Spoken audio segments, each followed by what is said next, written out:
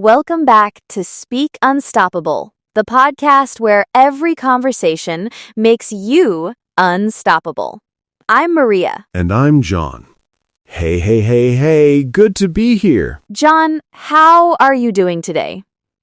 Like, honestly? Honestly? Okay, so I had a really weird morning. I woke up, made my coffee, and then I just sat there for like 30 minutes, just staring at my cup. Staring at your cup? Staring at my cup. Not drinking it. Not doing anything. Just thinking about everything. About nothing. About everything at once. Oh, I know that feeling. And then I started thinking, okay, I need to write this email. But then I thought, wait, what if I say the wrong thing? And then I thought about a conversation I had last Tuesday, totally unrelated. And then somehow I ended up thinking about whether I made the right career choice 5 years ago. From one email. From one email. Maria, one email. Wow. Okay, so your brain just kind of took off without you. It took off, it went to 5 different countries, and it came back exhausted. And I still hadn't written the email. John, what you're describing, that spiral, that loop your brain gets stuck in, that is overthinking. And today, that is exactly what we are going to talk about. Oh, good, because I desperately need this episode. You do. And honestly, so does everyone listening right now. Because overthinking is one of the most common things that quietly, slowly steals your time, your energy, and your joy, and most people don't even notice it's happening. That's scary when you say it like that. It is a little scary. But the good news? We can talk about it, we can understand it, and we can do something about it. That's what Speak Unstoppable is for. Let's go. But before we dive in, if this is your first time here, welcome. This is Speak Unstoppable. We talk about real mindset and psychology topics, and we do it in natural English, so you can grow your thinking and your English at the same time. And if you've been here before, thank you. Seriously, you keep coming back, and that means everything to us. It really does. So here's what I want you to do right now. Wherever you're listening, hit that subscribe or follow button. It is the easiest thing you can do today, and it means you never miss an episode. And if today's episode helps you even a little bit, leave us a comment. Give us a like. Share it with one person who also stares at their coffee for 30 minutes every morning.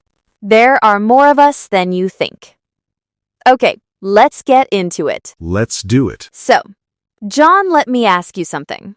When you were sitting there, staring at that coffee, going through all those thoughts, how did you feel? Honestly, tired. And I hadn't even done anything yet. Yes. That is the cruelest thing about overthinking. It exhausts you before the day even begins. Right, like I hadn't even started my work. But I felt like I'd already run a marathon. Exactly. And here's the thing.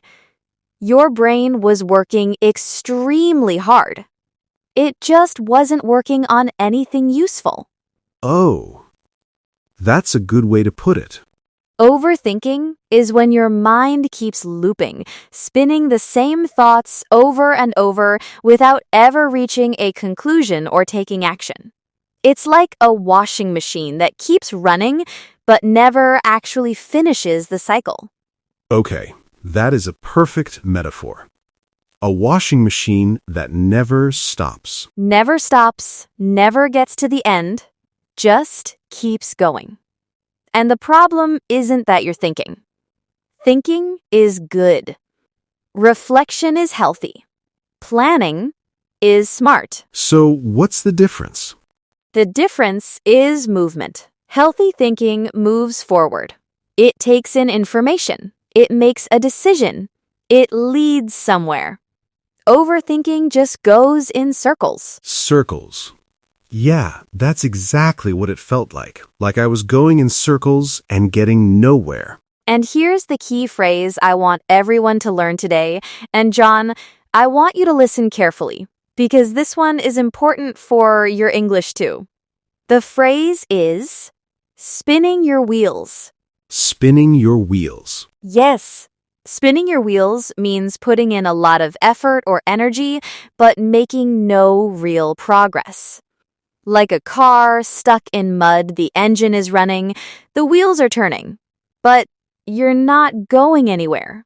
Oh, I love that. Spinning your wheels.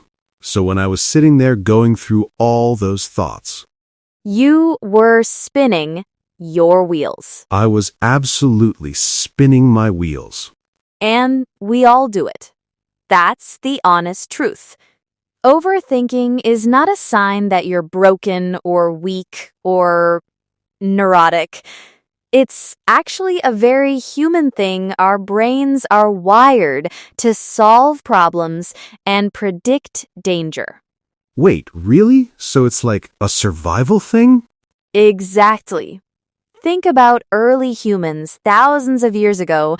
Your brain needed to think ahead, to ask, is this safe? What could go wrong? Who might be a threat? That kind of thinking kept people alive. But we don't really face the same dangers anymore. Right, we're not running from predators. But our brains haven't fully caught up with that. So instead of worrying about tigers, we worry about emails. Yes, my email is my tiger. Your email is your tiger. And your brain treats it with the same urgency. That's why overthinking can feel so real, so intense, because biologically, your brain thinks it's doing you a favor. It thinks it's helping. It thinks it's helping, but it's actually keeping you stuck. And that brings me to something really important. There is a difference between overthinking and problem solving, and learning to tell the difference is a game changer. Okay, say more. What's the difference in practice? Great question. When you're problem solving, you're asking, what can I do about this? You're moving toward a solution. But when you're overthinking, you're asking, what if this goes wrong? What if I fail? What if they judge me? You're not solving anything, you're just imagining worst-case scenarios on repeat. Wow. Yeah, that's exactly what I do. I'm not asking what can I do, I'm asking what if everything goes terribly. And what if spirals are one of the most common forms of overthinking? They feel productive, like you're being careful and smart, but they're actually just fear dressed up as preparation. Fear dressed up as preparation. Wow, I need to write that down. That is the insight. Because once you see it that way, once you recognize, oh, this isn't careful thinking, this is fear in disguise, you start to have a little more power over it. Okay, so I want to share 3 real stories, or let's call them real situations, that show exactly how overthinking shows up in everyday life. Because I think when you hear yourself in a story, that's when real understanding happens. Yes, I love this part. So, situation 1. Imagine someone, let's call her Sophia. Sophia gets a job offer. It's a good opportunity. And instead of deciding, she spends 3 weeks making pro and con lists, reading forums, asking everyone she knows, imagining every possible outcome, rereading the offer letter 17 times. 17 times. 17 times. And by the end of 3 weeks, she still hasn't said yes or no. And guess what? The company moves on. They offer the job to someone else. Oh no. So the overthinking actually caused the thing she was afraid of. Exactly. The fear of making the wrong choice led to no choice, and that became the worst choice of all. That's painful. It is. And here's the thing, Sophia didn't lack intelligence. She didn't lack information. She had enough to decide. What stopped her was the belief that if she just thought a little longer, she'd find the perfect answer. But there is no perfect answer. There rarely is. And waiting for perfection is just another form of fear. Okay, what's the second situation? Situation 2. Someone, let's say Marcus. Marcus sends a message to a friend. The friend doesn't reply for 2 days, and Marcus spends those 2 days going through every possible meaning.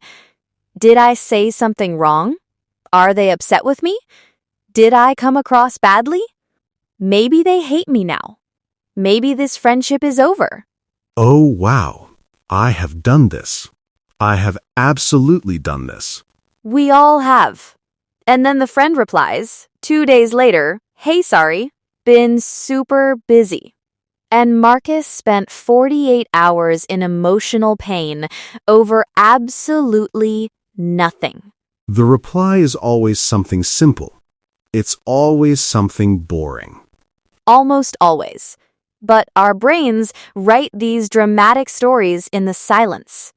And those stories feel so real, so convincing, but they are pure fiction. Pure fiction. That's wild. And the damage is real, even though the story isn't. Marcus was anxious, stressed, maybe even sad for 2 whole days for a reason that existed only in his own mind. That is such a waste of energy. It is. And that's exactly what overthinking does. It spends your emotional energy on things that haven't happened and might never happen. Okay. Third situation? Situation 3, this one, is about small decisions. Someone, let's say Alex needs to choose a restaurant for dinner. Simple, right? You'd think. Alex opens the delivery app. There are 40 options. Alex reads every single review, compares prices, reads the menu 3 times each, closes the app, opens it again, asks their partner. Their partner says whatever you want. Alex reads more reviews. An hour passes. An hour for dinner. An hour.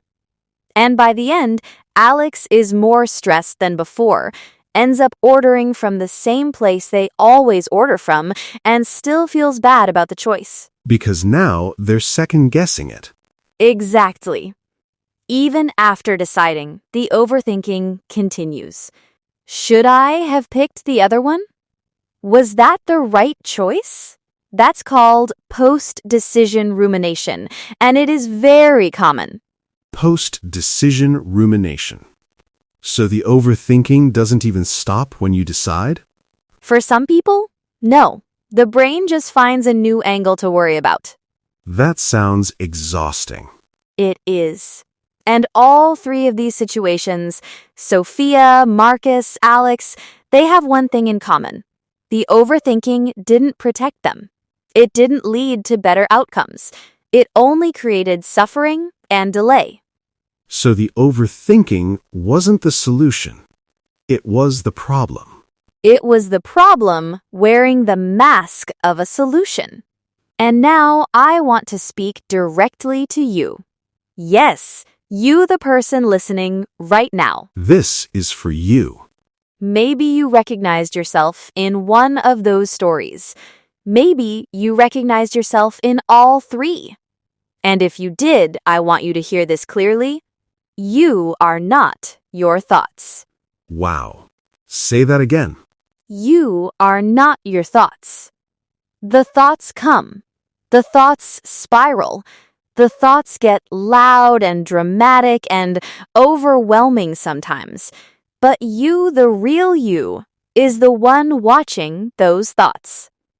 You are the observer. And that means you have a choice. The observer. I like that. You don't have to believe every story your brain tells you. You don't have to follow every what if down the rabbit hole.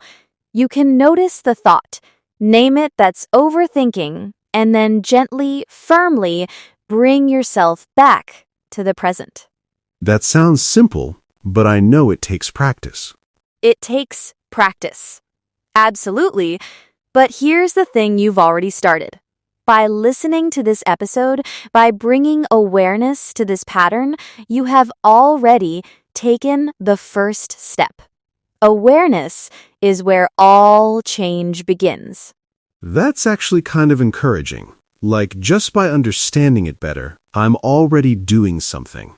You are already doing something. And don't underestimate that. In a world full of distraction and noise, choosing to understand yourself is a radical, powerful act. You are doing that right now. So, keep going. Okay, John, let's get practical.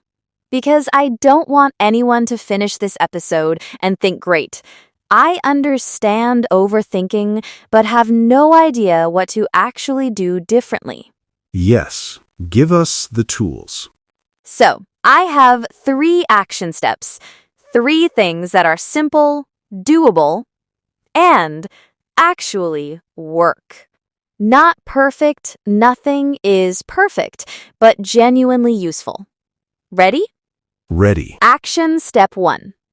Name it to tame it. Name it to tame it. I like that rhythm. When you catch yourself overthinking, when you notice the loop starting, the what-ifs spinning, say it out loud or in your head, I am overthinking right now. Just name it. That's it? That's a huge start. Because here's what happens when you name something, you create distance from it. Instead of being inside the thought, you become the observer of the thought. The thought doesn't disappear, but it loses a little of its grip on you. It's like turning on the light in a dark room.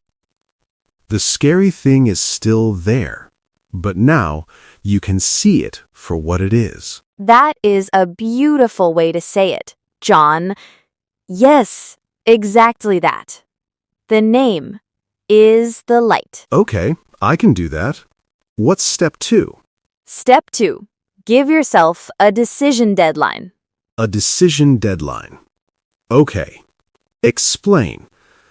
For any decision you're stuck on, big or small, give yourself a clear, firm deadline to decide. And here's the key. Make the deadline short. Not 3 weeks. Not even 3 days. Try 3 hours. Or 30 minutes. Or even just 3 minutes for small things. Wait, 3 minutes? For small things, yes. John, if you need 30 minutes to decide what to eat for lunch, that's 30 minutes of your life you are not getting back. Fair point. Fair point. The research actually supports this. Studies on decision-making show that after a certain point, more information and more time do not lead to better decisions. In fact, they often lead to worse ones because analysis paralysis sets in. Analysis paralysis. That's the phrase, right? When you think too much and you can't move? Exactly.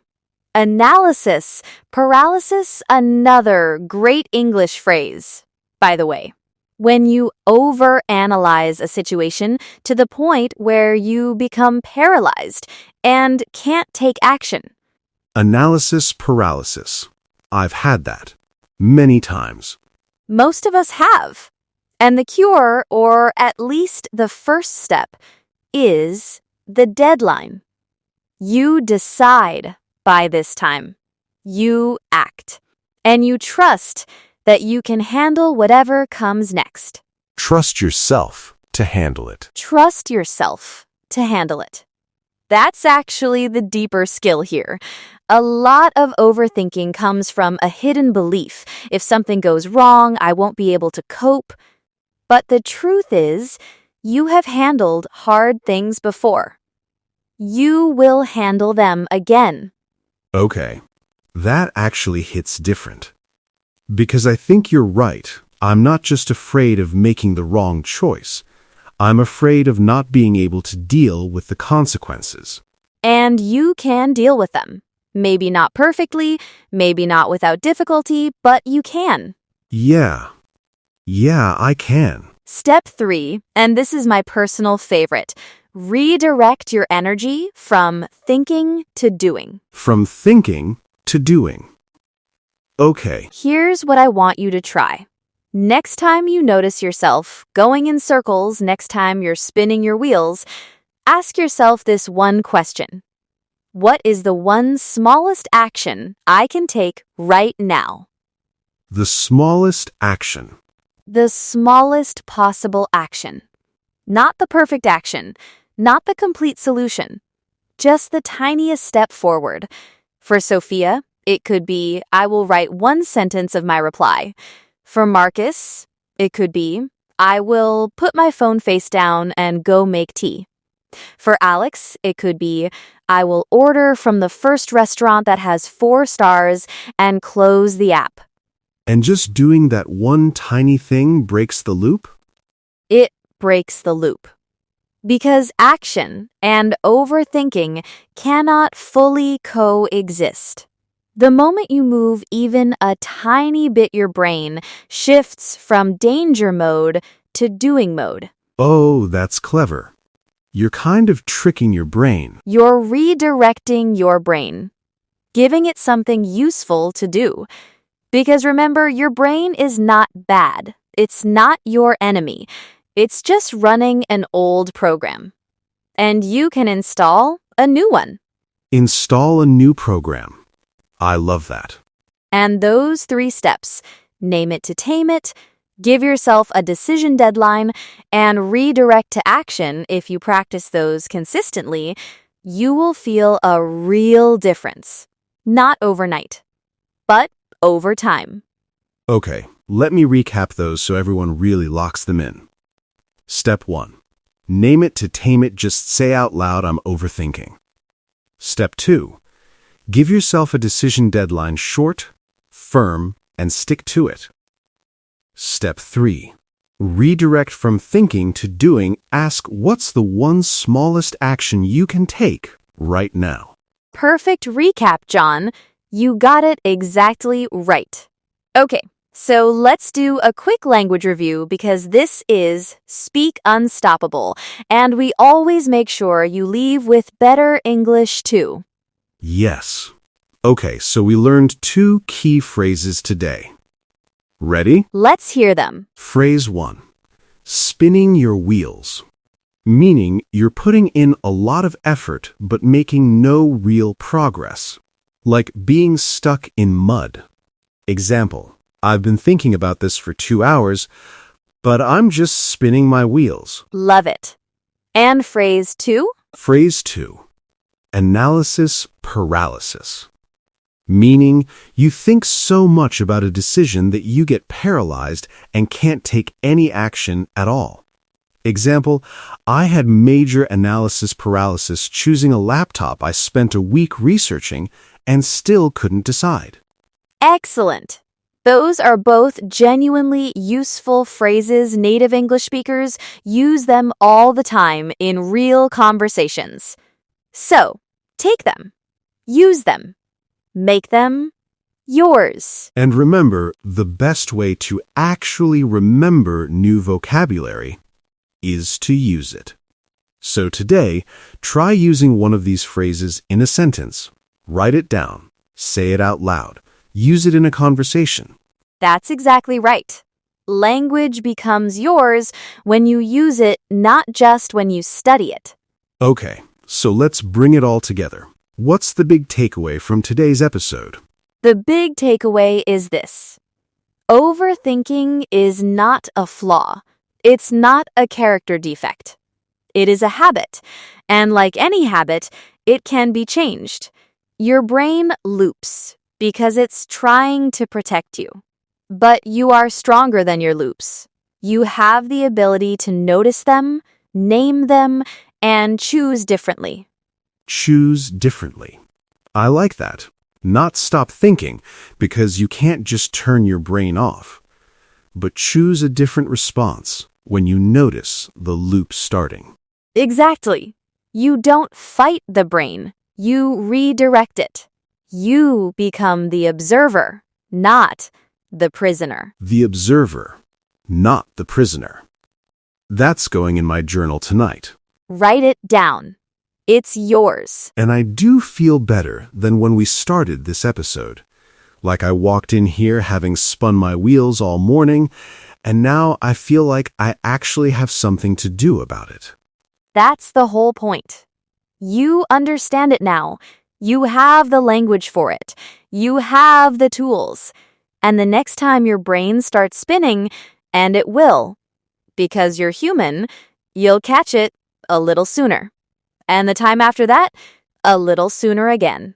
Progress, not perfection. Always progress, not perfection. All right, before we go, our comment question for today. We want to hear from you. Yes, here it is. Tell us, what is one area of your life where you tend to overthink the most? Is it work decisions? Relationships? Small, everyday choices? Leave your answer in the comments. We read every single one. And honestly, reading your comments is one of our favorite parts of doing this show. It really is. You guys are amazing. And hey, if this episode resonated with you, please share it. Send it to a friend. Post it somewhere. Because you never know who needs to hear this today.